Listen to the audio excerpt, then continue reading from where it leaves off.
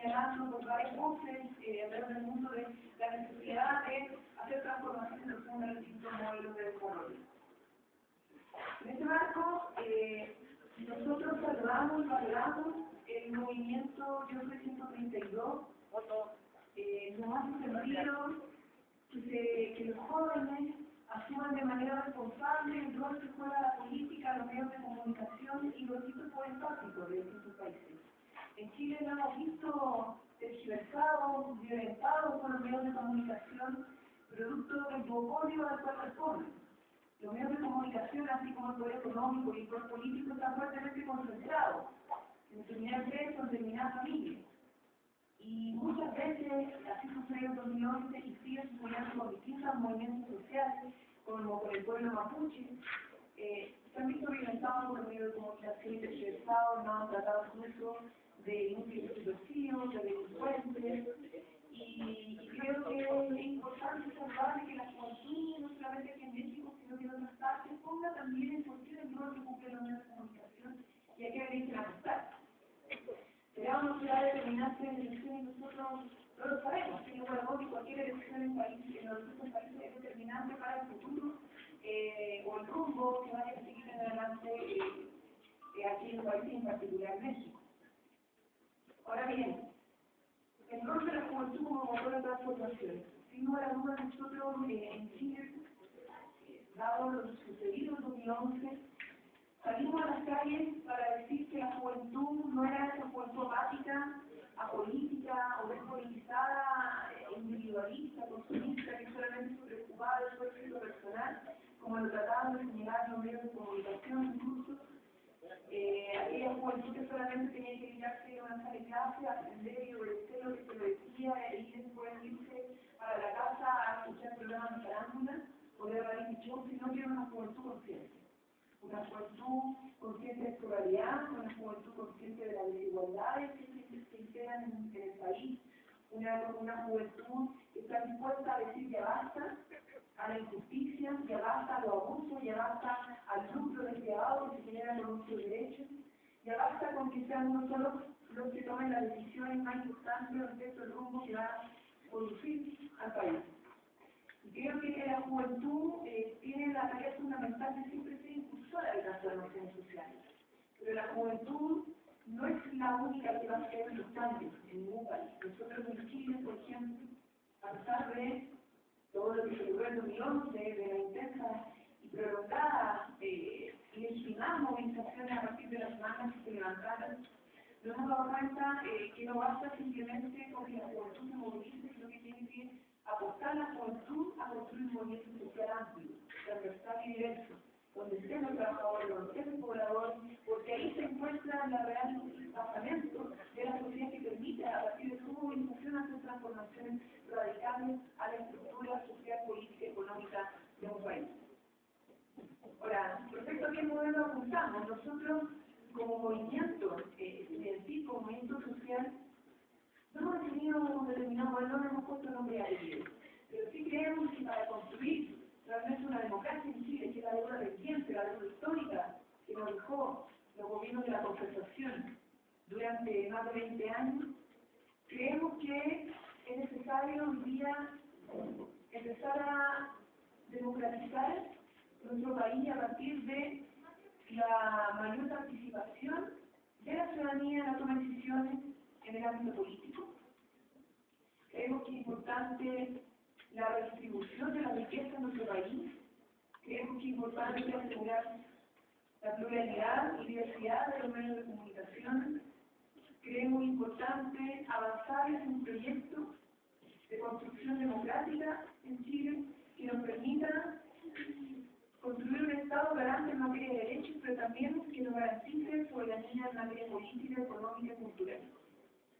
Y eso es algo sentido por los estudiantes, por los movimientos regionales, por los movimientos medioambientales, por los movimientos de diversidad sexual, por el pueblo mapuche. En general, hay un problema que ya se acaba de mano de los distintos movimientos que tienen que ver con atacar la desigualdad y por construir una democracia plena. Y en eso estamos apuntando como movimiento estudiantil, estamos tratando de articular un coloquio con el social para lograr ese objetivo. Muy bien, muchas gracias. Tomaríamos otro grupo de 3 preguntas, sí, por favor. Caballero. Soy Daniel Mendoza, del periódico La Razón, y la pregunta es que si aconsejarías al Yo Soy 132 de que se defina a favor de un partido político, ya sea de izquierda o derecha, o que se siga manteniendo neutro. Gracias. Atrás a la compañera. Daniel Valdés de Hoy por Hoy en la Ciencia. ¿Podrías hablar un poco de la importancia de integrar a los miembros indígenas en el modelo de educación, por favor, como en el caso de los mapuches? Una pregunta más. Acá. Sí, ahí atrás. Sí, Camila, para Nayeli Roldán de Efecto Televisión. No, Nayeli, habla pues. Para preguntarte si vas a tener reuniones con integrantes de Yo Soy 132 y digo, yo sé que no estás para dar consejos, pero sí que pudieras hacer como tu opinión de cómo ha ido evolucionando este movimiento en México y si tendrías como alguna recomendación, sobre todo porque apareció un nuevo grupo que dice que se separó de Yo Soy 132, aunque bueno, son unos cuantos, pero metieron un poco de ruido y parecería como un intento de sabotear el movimiento juvenil. Muchas gracias, Natalia, por favor. Perdón, Camila.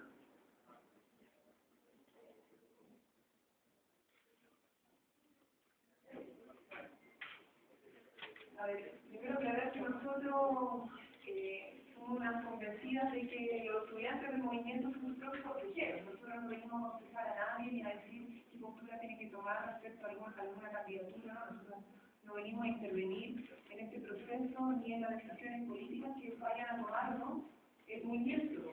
Respetamos su autonomía, respetamos su organización, respetamos su definición. Y venimos acá y en la medida de lo posible poder reunirnos para poder justamente conocer cómo se ha llevado este proceso. Nosotros venimos con una idea establecida, se da este movimiento mucho después de que nosotros decidiéramos venir a visitar México. Lo que ha sido sorprendente para nosotros, por eso, en la medida de lo posible, poder reunirnos para conocer cómo se hace, cuáles son las dinámicas y opiniones que tienen al respecto del contexto político, coyuntural, más allá de la crítica hacia el rol de los pueblos democráticos. Respecto a la incorporación de los pueblos originarios, nosotros, hemos dicho que es fundamental, es urgente, que es posible que el Estado se haga cargo de la educación pública. Nosotros queremos asegurar la educación pública que está arrebatada por la mercantilización de la educación en su conjunto, privada y pública. Lamentablemente en Chile, hasta la educación pública está mercantilizada, está hegemonizada por el mercado. De hecho, tiene mayor autonomía del Estado que del propio mercado. Y esta ha tendido a una desintegración, una deformación de los procesos educativos.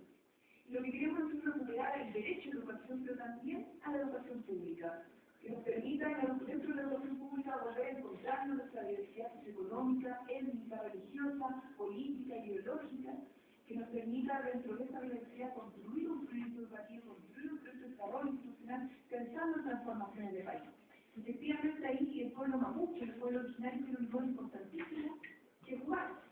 A partir de eso, los estudiantes a nivel universitario, agrupados en la CONFECH, decidimos incorporar a la Federación de Estudiantes Mapuches para el debate, incorporarlos dentro del debate de la construcción de una propuesta de reforma integral de la educación. Y eso involucra asegurar no solamente la multiculturalidad que existe, sino que la interculturalidad, que lo podamos reconocer en números. El pueblo mapuche está integrado a la sociedad occidental, pero nosotros no hemos integrado su cultura, no lo hemos incorporado dentro de su cosmovisión, su visión del mundo, su cultura, en definitiva no lo hemos integrado al proceso educativo en Chile. Y ahí hay una apuesta fundamental que está consagrada dentro de la OIT, pero que no se ha ejecutado por parte de ningún gobierno en nuestro país. Y eso es una deuda pendiente que hemos tratado de impulsar a través del movimiento estudiantil. Queremos que sea un resultado, obviamente, lo antes posible, en el mediano plazo, en la medida de que exista voluntad política por parte del gobierno de asegurar la educación pública, intercultural, gratuita, laica y democrática. Gracias. Procedemos a otra ronda de preguntas. Sí. ¿Pudiéramos pasar el micrófono de este lado?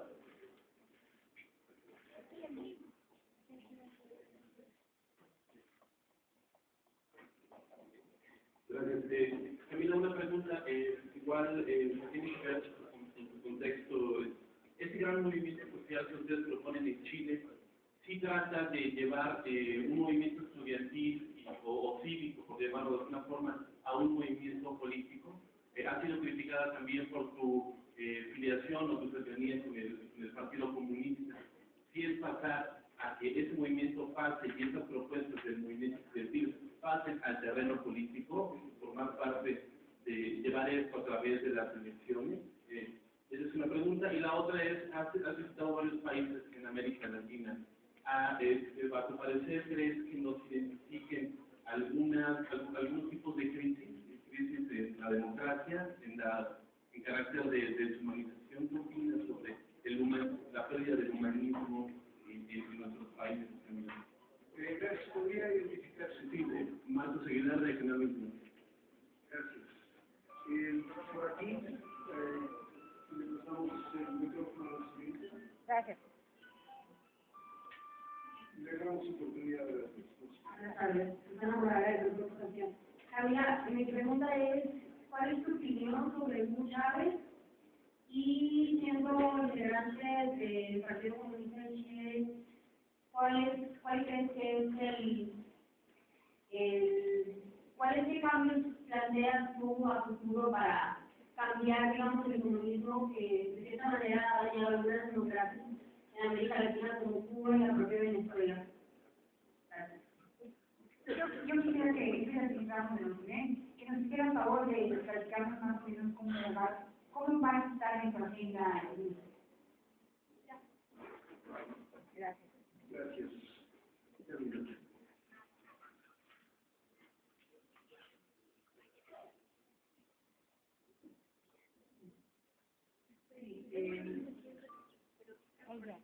Muchos años la política en Chile ha estado desautorizada, ha estado pragmatizada y ha perdido su vocación de transformación social. A eso nosotros lo llamamos la antipolítica. Lo que está haciendo el movimiento estudiantil, el movimiento social, es recuperar la política, es resignificarla, es dignificarla.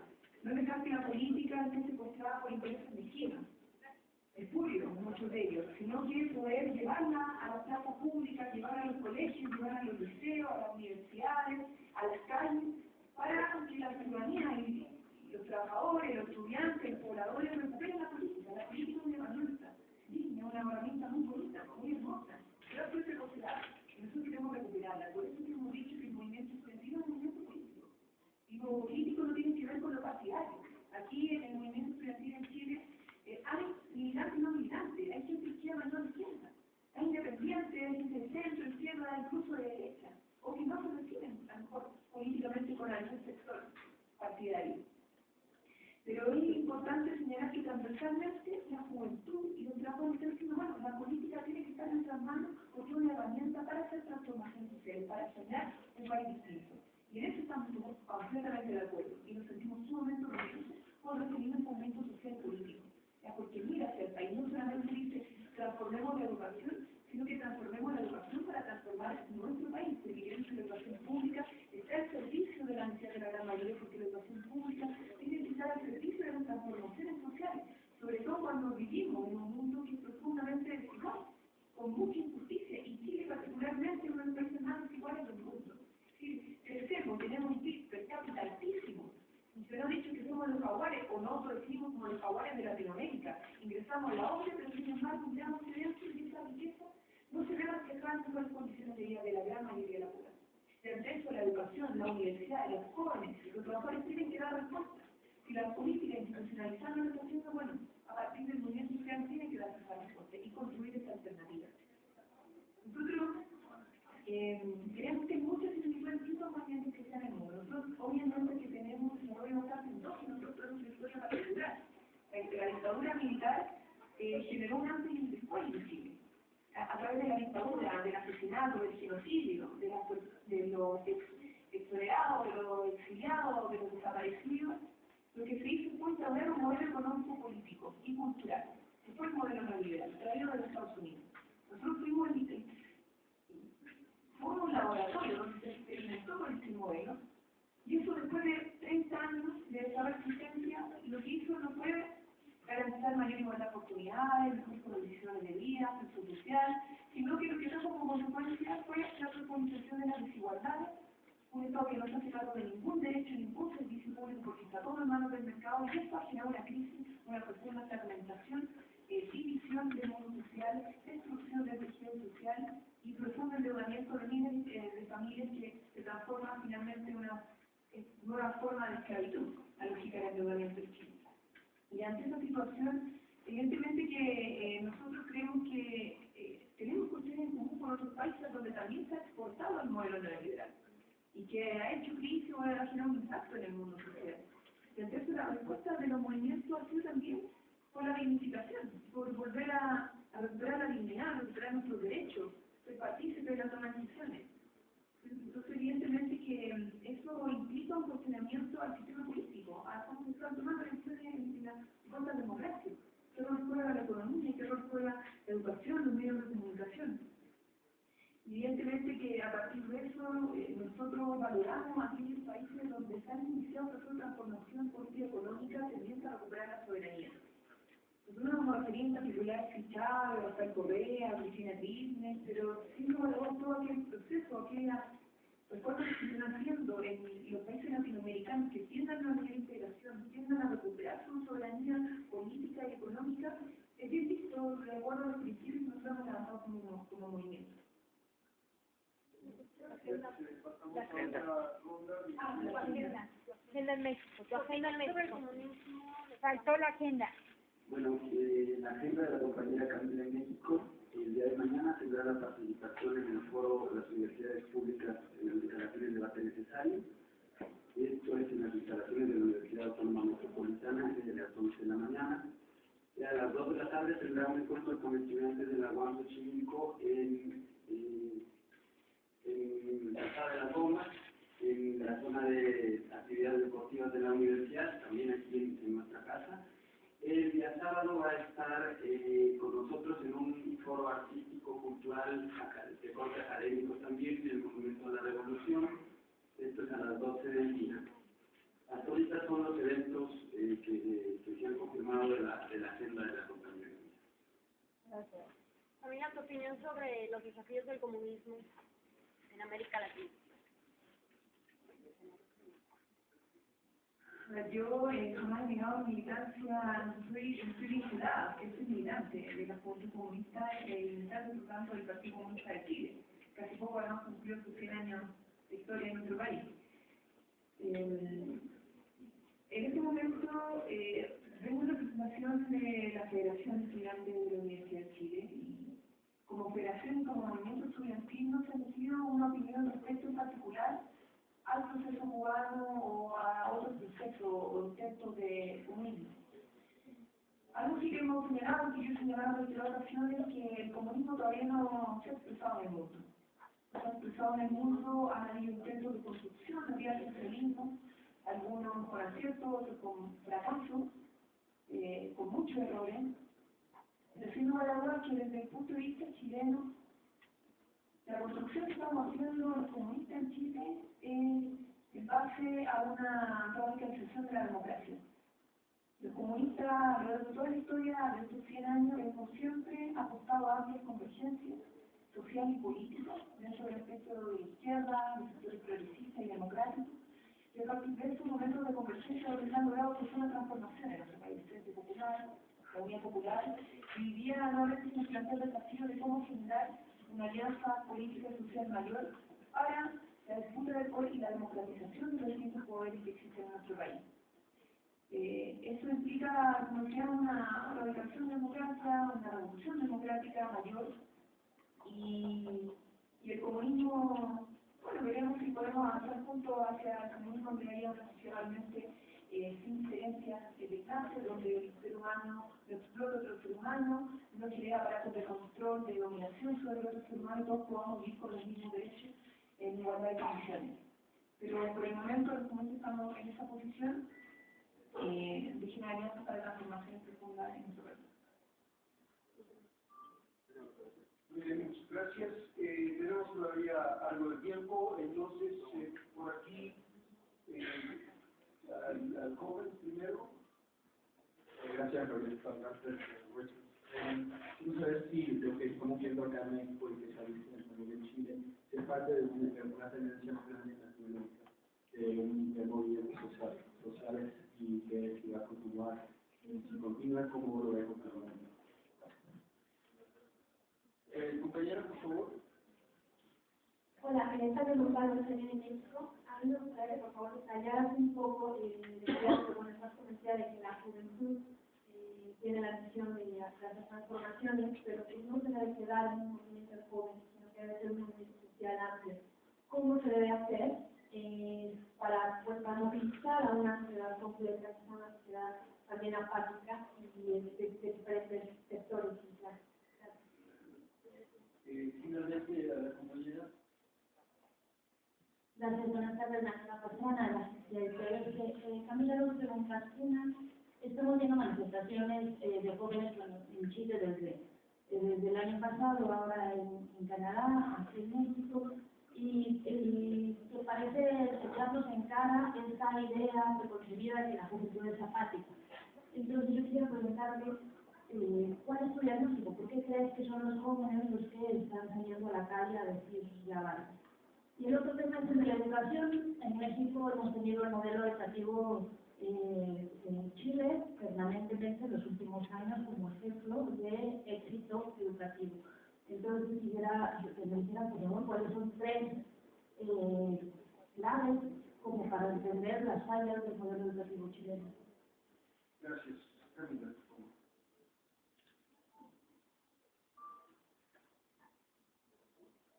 Bueno, les voy a contestar yo estas últimas preguntas. Primero, agradecer la invitación que nos hacen a México. Para nosotros es muy importante poder contar y experimentar, digamos, cuál fue nuestra experiencia durante el año pasado y este presente año en Chile.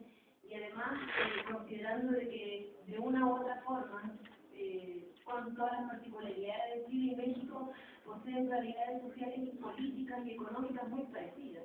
Por lo tanto, para nosotros también es un enriquecimiento y un fortalecimiento también de ambos movimientos sociales diferentes.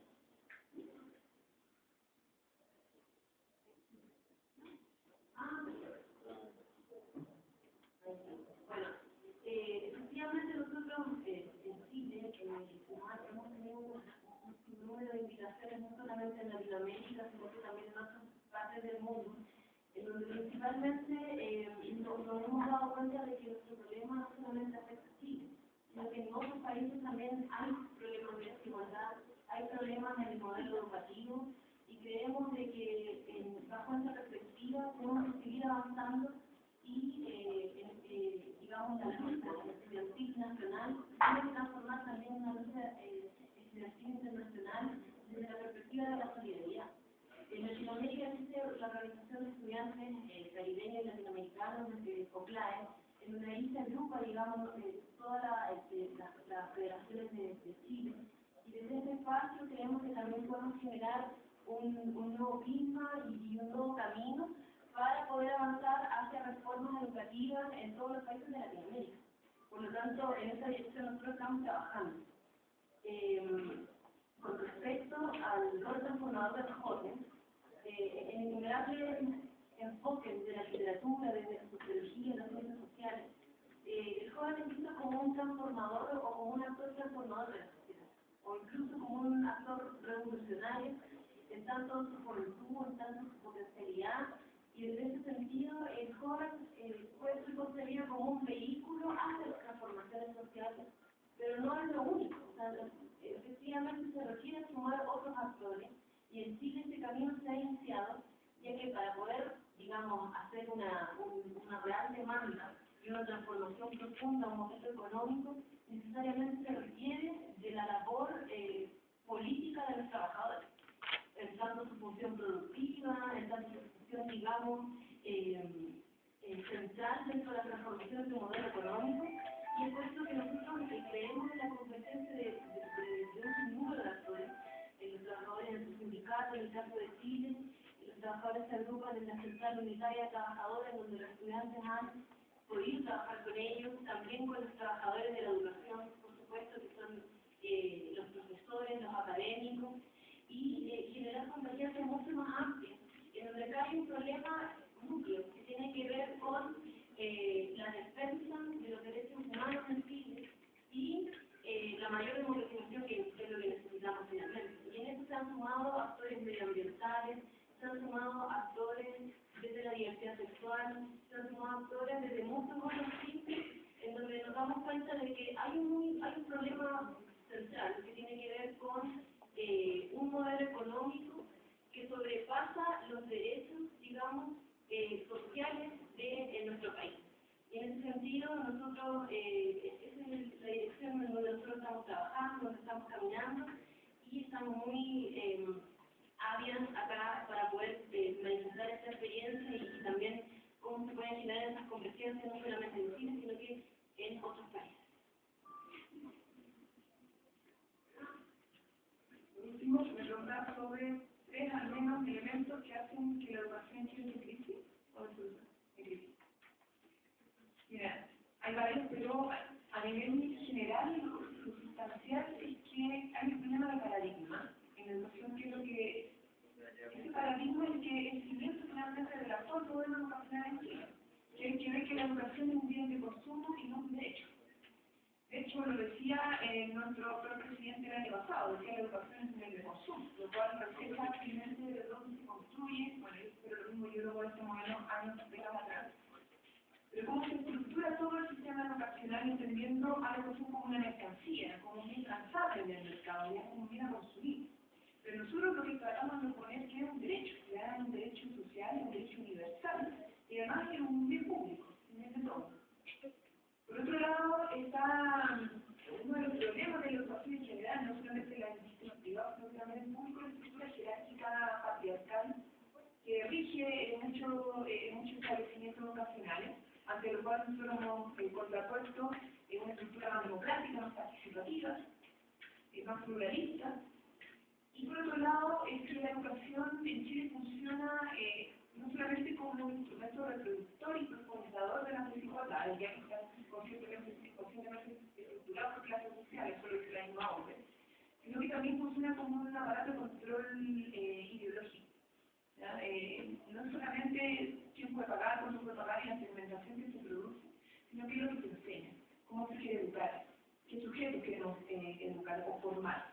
Y lamentablemente en Chile el objetivo ha sido formar autómatas, sujetos reproductores del modelo o del orden social y no sujetos con pensamiento crítico, con herramientas para poder transformar las actuales condiciones, no solamente profesionales, técnicos, sino que con herramientas críticas que reconozcan a través de la educación cuál es la trayectoria social, política, económica de nuestro país para poder transformarla. Y en muchos casos eso no pasa. La historia se anula o se cuenta mal en Chile. La formación cívica fue eliminada de la básica y media. Hay universidades donde sus carreras de historia tienen como electivo la historia de Chile. No es parte de la malla curricular. No se habla de dictadura militar, se habla de régimen militar. Cuando lo que fue directamente una dictadura. Se han eliminado la historia, se ha eliminado la filosofía. Entonces tenemos un problema de cómo se está educando, para qué se está educando. Y eso tiene que ver con algo absolutamente ideológico, que nos piensa que entender finalmente la educación como una herramienta de reproducción de la actual orden de futura dominación y no como una herramienta de transformación social. Muchas gracias. Tenemos tiempo para 3 preguntas más. Compañera.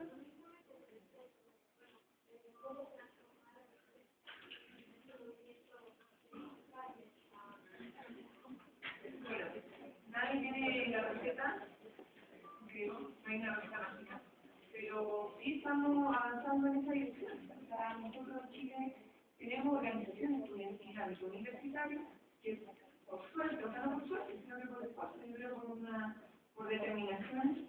En el ámbito universitario tenemos participación del mundo privado y público. En un mismo espacio, estudiantes secundarios también tienen una profesora, pero además hay otras organizaciones fuera del ámbito de la educación. Como decía Natalia, está la CUT, que es la Asociación Nacional de Trabajadores, está la Generación de Pobladores, están los movimientos del área de la salud, ya que hace poco levantaron el Instituto Nacional por la Salud Pública de Calidad, sin fines de lucro, perdón, por la salud. Hay movimientos que demandan la descentralización de nuestro país, hay movimientos en el norte que demandan la renacionalización de nuestros recursos naturales, particularmente el agua y el cobre, y todos estos movimientos que surgen por distintas orgánicas, sea sindicatos, federación, asamblea, territoriales, ciudadanas, etcétera, que están apostando a lo mismo. Entonces, estamos tratando de construir. Es difícil hoy día decir que hay que hacerlo en un espacio orgánico, porque no es fácil, pero sí por lo menos un diálogo, están estableciendo agendas en común, y en esa dirección por lo menos en la cual estamos avanzando. Pero como decía, no hay receta, y cada país tiene que buscar su forma, mecanismos de articulación y de concientización, porque sin lugar a dudas también hay mucha gente que no está organizada, que no participa en la asamblea, que no tiene una instancia de representación, y que a lo mejor tiene opinión. Y aquí ya creen, nosotros pensamos en el tampoco que no tiene opinión. Hay gente que sí tiene opinión orgánica, y otros que no tiene opinión, entonces hay que hacer un trabajo muy sistemático, muy responsable, puede ser construir distintas organizaciones, pero también puede generar mecanismos de concientización, no se puede simplemente la red social, es una importante herramienta, pero también hay que ver cómo nosotros vamos buscando de cara a la ciudadanía, en las poblaciones, en las calles, o en distintos territorios, colegios, etcétera, para que sean muchos más los que participen en este proceso. Bien, muchas gracias. Ahora sí, Liliana Hernández, de Teórica de la Red, es